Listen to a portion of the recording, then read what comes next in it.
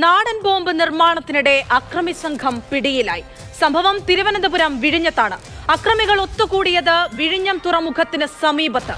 പോലീസിനെ കണ്ട് രക്ഷപ്പെടാൻ ശ്രമിച്ച അക്രമികളുടെ പിന്നാലെ ഓടിയാണ് 4 പേരെയും കീഴ്പ്പെടുത്തി അറസ്റ്റ് ചെയ്തത്.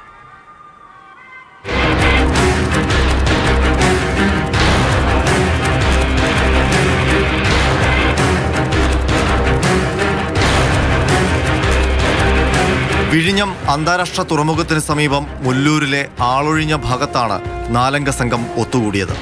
നാടൻ ബോംബ് നിർമ്മാണമായിരുന്നു ലക്ഷ്യം.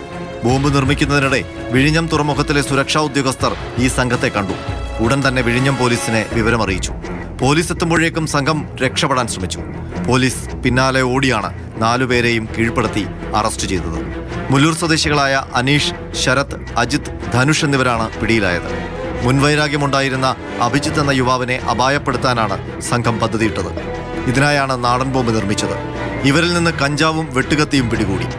വിഴിഞ്ഞം SHO R പ്രകാശിന്റെ നേതൃത്വത്തിലായിരുന്നു പ്രതികളെ പിടികൂടിയത്. ഈ സംഘം നേരത്തെയും മയക്കുമരുന്ന് കേസിലടക്കം പിടിയിലായിട്ടുണ്ട്. മോഷണക്കേസിലും പ്രതികളാണ്. 19ഉം 20ഉം വയസ്സുള്ളവരാണ് പ്രതികൾ.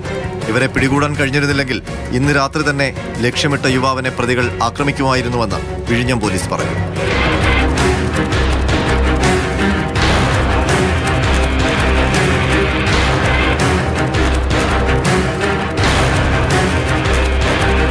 മാതൃഭൂമി ന്യൂസ്, തിരുവനന്തപുരം.